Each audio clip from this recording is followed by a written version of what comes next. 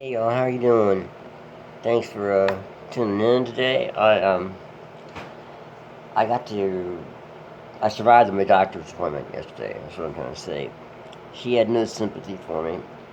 She likes to work with me, but she and I both know, and my girlfriend who sits there with us, know that everything that I've done to myself is because I did it to myself. When I talk about these health issues, I have no sympathy for me. I am discussing it because I'm hoping uh, that I can maybe in some way encourage people, and this is the truth, uh, that are either older or younger than me, but especially people that haven't reached this age of where I feel kind of ancient at 67, although I don't really feel ancient. I just am who I am, and age, whatever. But I urge anybody with serious or any health conditions to try to deal with it, before they reach this age. It's just harder. I'm gonna beat the motherfucker back. I'm gonna beat it all back. I'm gonna get healthy.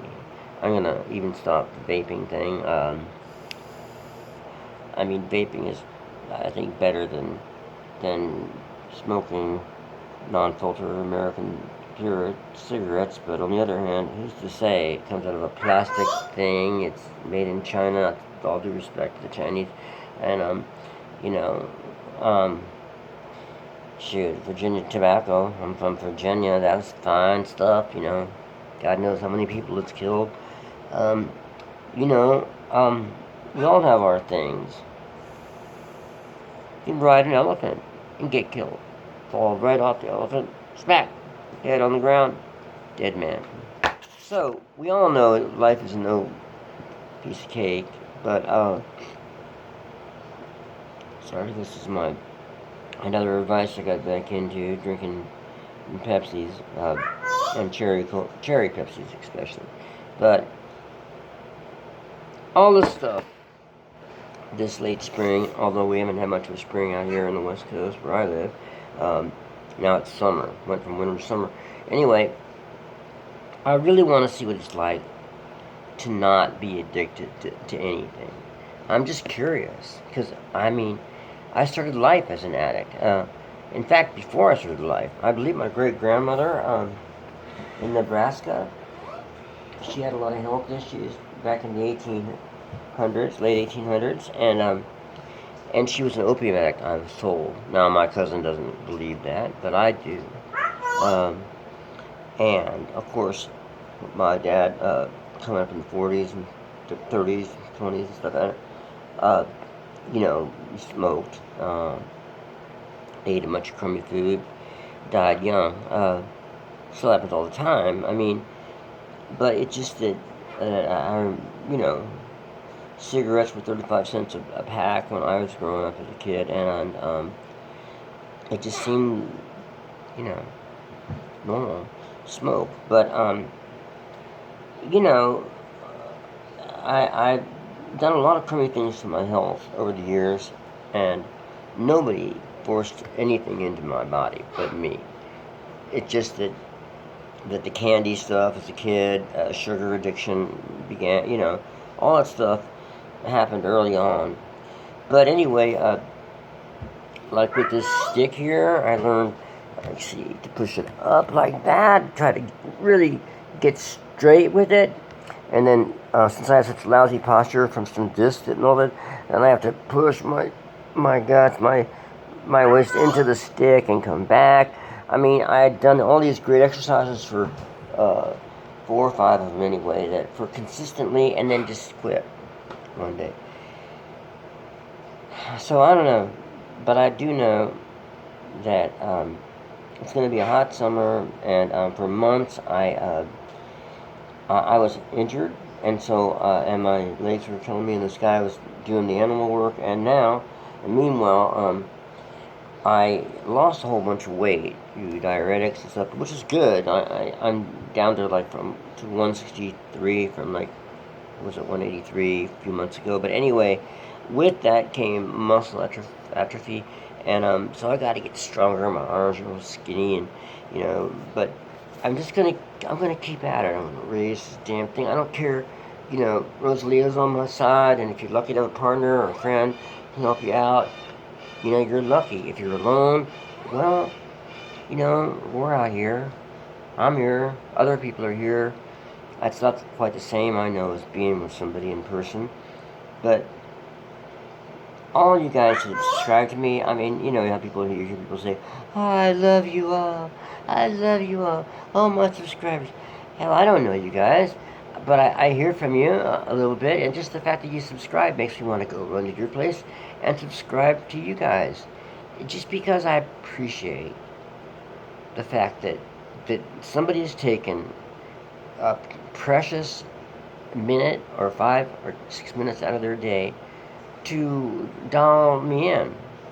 And if I can help make their day a little better in some way, that really makes me feel good. And this is a whole new world with this. Because when I first started to understand about virtual reality, I guess, or doing this kind of thing, it scared the hell out of me, really. I saw some movies and some things that were really scary about it.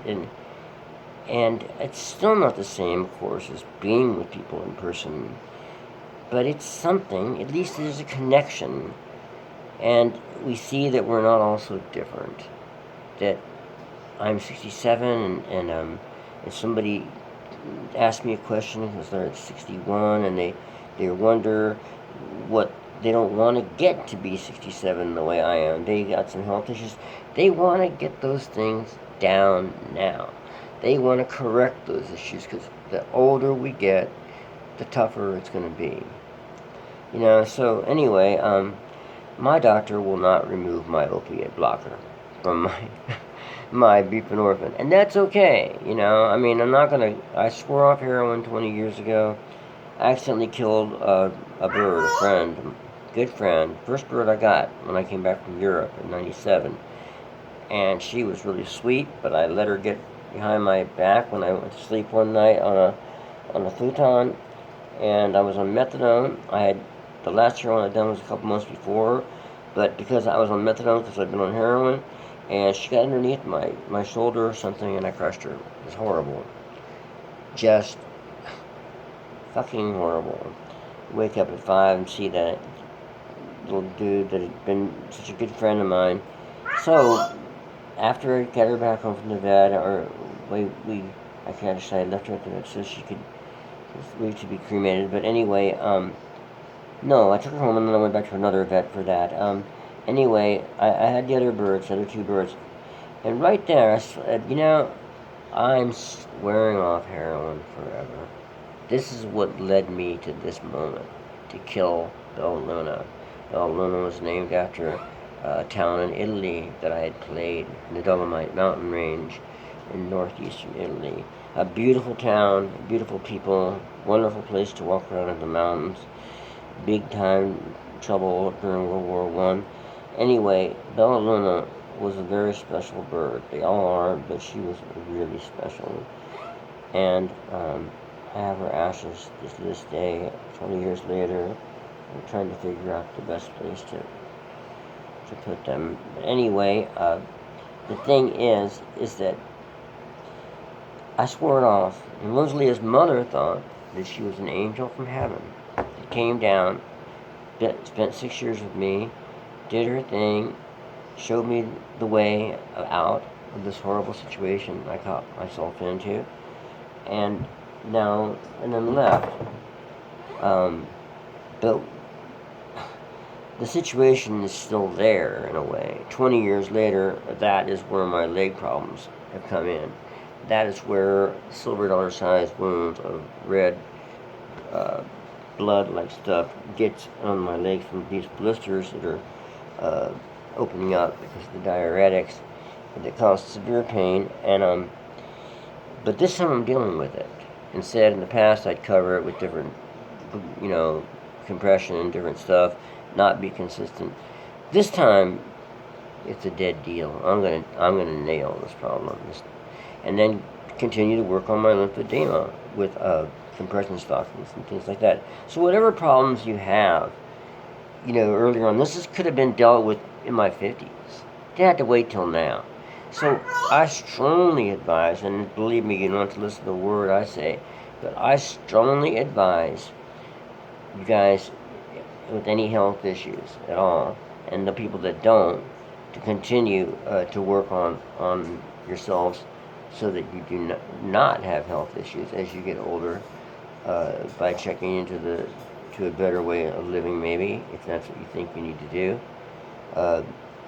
Do it before you get older, because it ain't going to be any easier.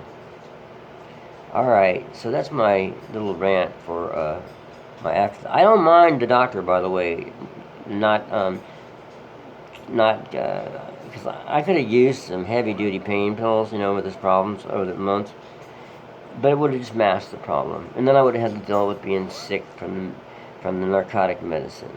Instead, I just got through it. And when I told the doctor, I said, I don't know anybody anyway. I could buy any heroin from if I wanted to buy any heroin. I lived out in the country, and 5 years ago, I could have. There was people that worked here, and she was talking about China White. Well, that was then, but we don't know them anymore. And then I thought, well, wait a minute. Oh, there is my old roommate many years ago. Oh, I guess I... And then she's like nodding her head. I said, is that why you have me on the opiate blocker, Dr. Wakaska? And she just nods her head. Because there's always a way, if somebody wants it bad enough, there's always a way to fuck up. Fucking up is easy. But doing what's right for you and the people and the animals you're responsible for or in this life, that's the hard thing. It's easy to give up.